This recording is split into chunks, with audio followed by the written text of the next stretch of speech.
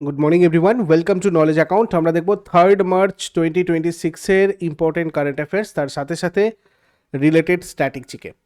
যেমন প্রথম প্রশ্ন, 2026 সালের 1 মার্চ কে গেল ইন্ডিয়া লিমিটেডের নতুন চেয়ারম্যান আর ম্যানেজিং ডিরেক্টর হিসেবে দায়িত্ব নিয়েছেন? দীপক গুপ্তা 2026 সালের 1 মার্চ থেকে গেল লিমিটেডের নতুন চেয়ারম্যান ম্যানেজিং ডিরেক্টর হিসেবে দায়িত্ব নিয়েছেন। দেখো, দীপক গুপ্তা ভারতের বৃহত্তম গ্যাস ট্রান্সমিশন আর মার্কেটিং সংস্থা হচ্ছে আমাদের এটা গেল। তো এই গেলের নতুন চেয়ারম্যান আর ম্যানেজিং ডিরেক্টর হিসেবে দায়িত্ব গ্রহণ করেছেন। সন্দীপ কুমার গুপ্তার স্থলাভিষিক্ত হয়েছেন, যিনি 28 ফেব্রুয়ারি 2026 তারিখে অবসর গ্রহণ করেছেন। এটা ভারতের একটা মহারত্ন রাষ্ট্রায়ত্ত সংস্থা এবং দেশের বৃহত্তম প্রাকৃতিক গ্যাস সরবরাহকারী প্রতিষ্ঠান গেল। তারপরে সম্প্রতি মহারাষ্ট্রের ওয়ার্ধা জেলায় ভেনা নদীর তীরে আবিষ্কৃত দ্বাদশ শতাব্দীর প্রস্তর স্তম্ভটি কোন রাজবংশের স্থাপত্য শৈলীর পরিচয় দেয়? যাদব রাজবংশ। মহারাষ্ট্রের ওয়ার্ধা জেলার হিঙ্গানঘাট শহরে ভেনা নদীর তীরে এই প্রাচীন প্রস্তর স্তম্ভের টুকরোটা পাওয়া গেছে।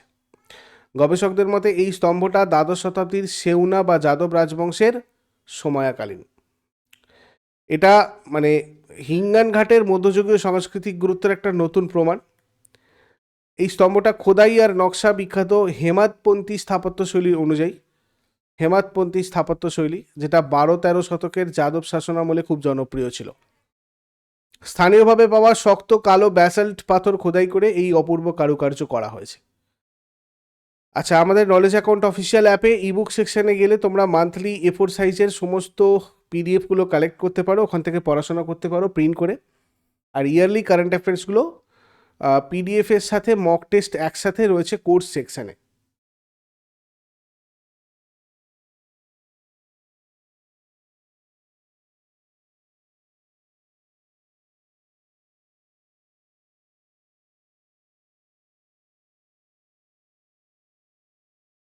সম্প্রতি ভারতের কোন শহর 1 ঘন্টায় 2.5 লক্ষেরও বেশি চারা গাছ রোপণ করে গিনেস ওয়ার্ল্ড রেকর্ড করেছে?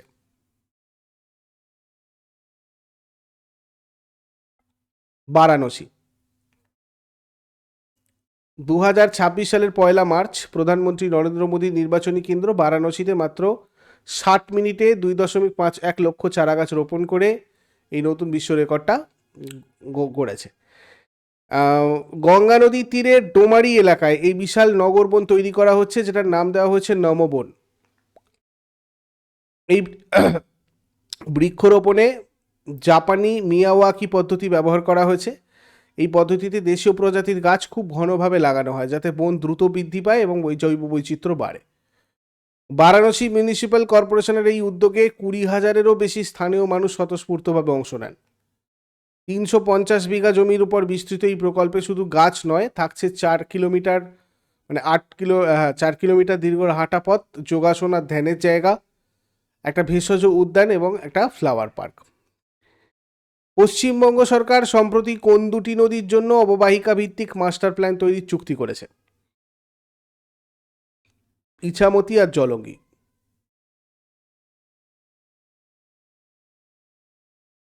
23 ফেব্রুয়ারি 2026 তারিখে পশ্চিমবঙ্গ সরকার জার্মানির উন্নয়ন সংস্থা GIZ এবং SMCG এর সাথে একটি ত্রিপাক্ষিক চুক্তি স্বাক্ষর করেছে।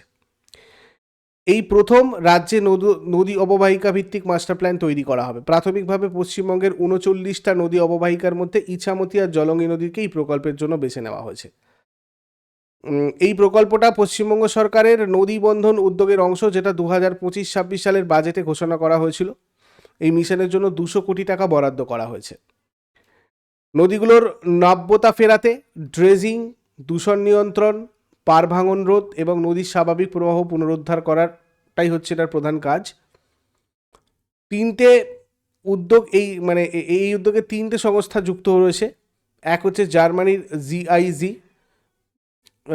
SMCG, আর হচ্ছে পশ্চিমবঙ্গের সেচ আর জলপথ দপ্তর।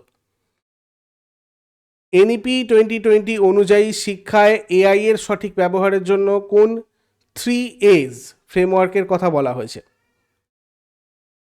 অ্যাডপশন, অ্যাবজর্পশন আর অ্যাপ্লিকেশন।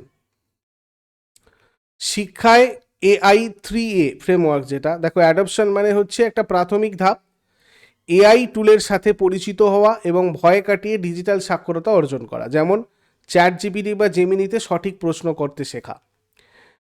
অ্যাবজর্পশন, AI কিভাবে কাজ করে তার পিছনে যুক্তি বোঝা, AI এর দেওয়া ভুল তথ্য এবং পক্ষপাতিত্ব চিহ্নিত করার ক্ষমতা তৈরি করা। অ্যাপ্লিকেশন মানে বাস্তব জীবনের সমস্যা সমাধানে এআইকে সঙ্গী হিসাবে ব্যবহার করা, যেমন আবহাওয়ার পূর্বাভাস বা ডেটা অ্যানালিসিসে এআই এর সাহায্য নেওয়া। এইগুলোই হচ্ছে 3A's। এরপরে সম্প্রতি ভারতীয় বিমান বাহিনী তাদের শক্তি প্রদর্শনের জন্য বায়ু শক্তি 2026 মহড়াটি কোথায় আয়োজন করেছিল? রাজস্থানের পোখরানে। রাজস্থানের থর মরুভূমিতে ভারত পাকিস্তান সীমান্তের কাছে পোখরান ফিল্ড ফায়ারিং রেঞ্জে এই মহড়াটা অনুষ্ঠিত হয়েছে। ভারতের রাষ্ট্রপতি দ্রৌপদী মুর্মু এই শক্তির প্রদর্শনী প্রত্যক্ষ করেন। দিন আর রাতে শত্রুপক্ষের লক্ষ্যবস্তুতে নিখুঁত হামলা, সমন্বিত আকাশ প্রতিরক্ষা এবং আধুনিক যুদ্ধক্ষেত্রে বিভিন্ন প্ল্যাটফর্মের মধ্যে সমন্বয় প্রদর্শন করাটাই মূল লক্ষ্য। এই মহড়ায় কাল্পনিক শত্রু runway, radar station, bunker, tank এবং সন্ত্রাসবাদী ঘাঁটি ধ্বংস করার মহড়া দেওয়া হয়েছিল।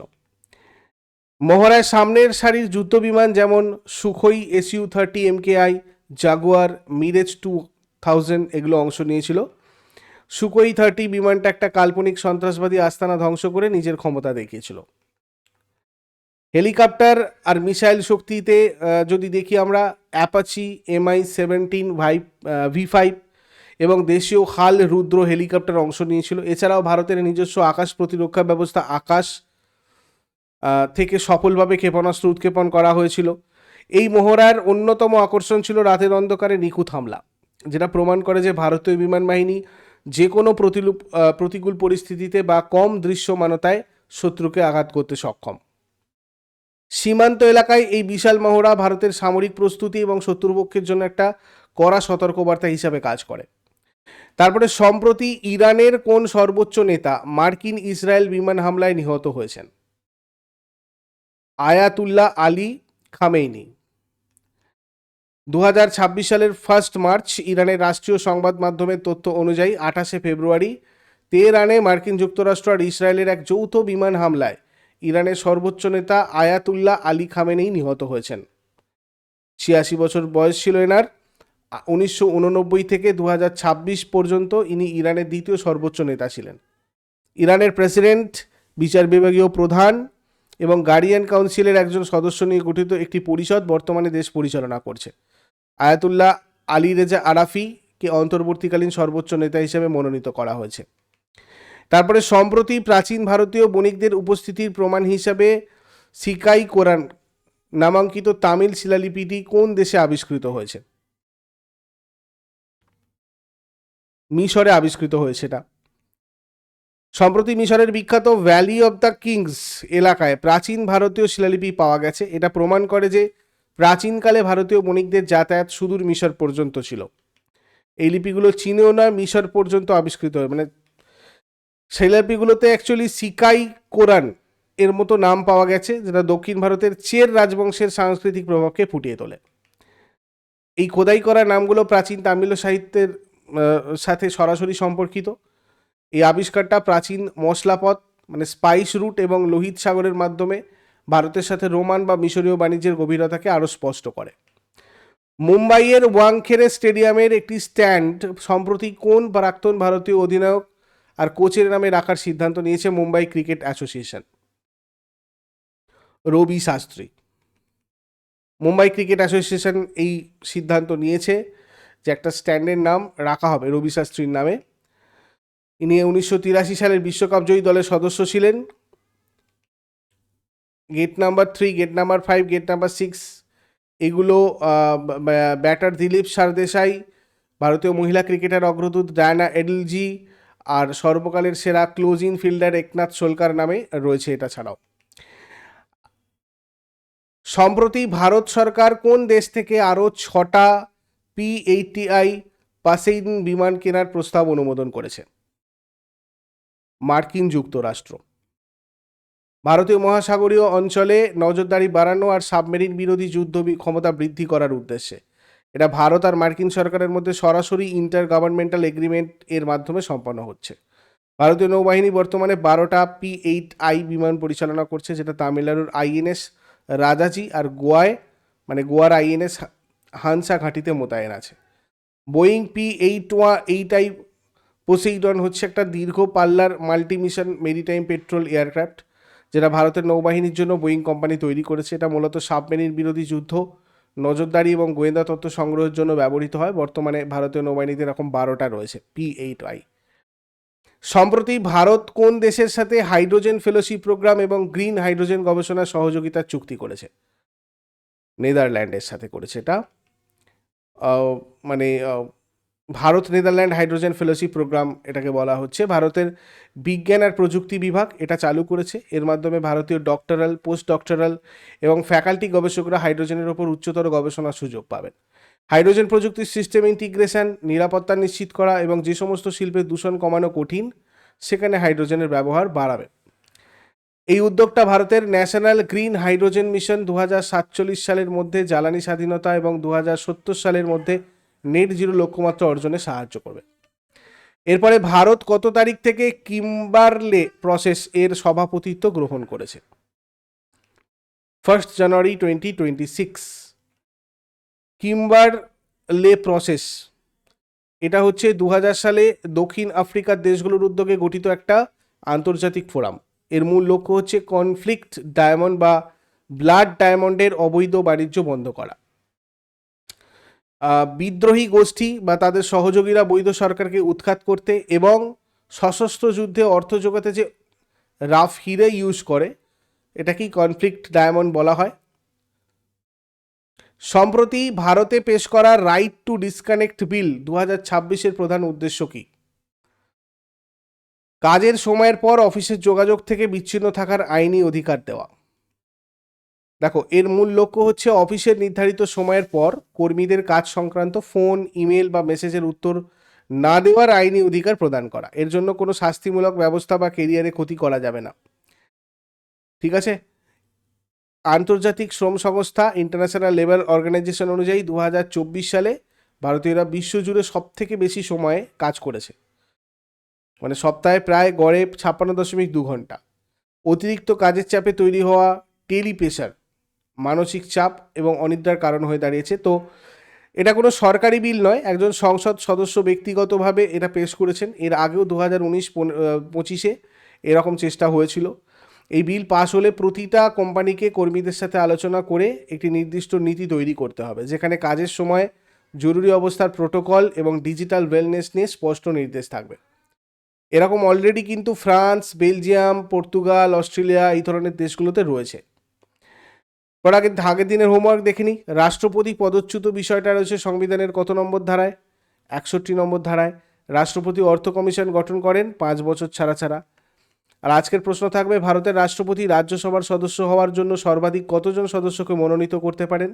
লোকসভার স্পিকারকে। শেষকালে কমেন্টে জানাও। চট করে আগের দিনেরগুলো কুইক রিভাইজ করে নেব। যারা যারা লাইভে রয়েছে অ্যান্সার করার চেষ্টা করো। 2 মার্চ 2026-এর কোয়েশ্চেন্স কী ছিল? ভারতের কোন বন্দরটি সম্প্রতি গ্রিন হাইড্রোজেন উৎপাদন এবং অ্যান্টি ড্রোন সিস্টেম চালু করা দেশের প্রথম বন্দর হয়ে উঠেছে? VO Chidambaram port. নীতি আয়োগের অটল ইনোভেশন মিশনের অধীনে ভারতের প্রথম স্টেট ইনোভেশন মিশন কোন রাজ্যে চালু করা হয়েছে? ত্রিপুরাতে। 2027 সালে ভারতের প্রথম ডিজিটাল মানে সম্পূর্ণ ডিজিটাল জনগণনা কোন পোর্টালের মাধ্যমে পরিচালিত হবে? জনগণনা পোর্টাল। PMGKAY এর অধীনে ডিজিটাল রুপির মাধ্যমে খাদ্য ভর্তুকি দেওয়ার পাইলট প্রজেক্ট ভারতের কোথায় শুরু হয়েছে? চণ্ডীগড়।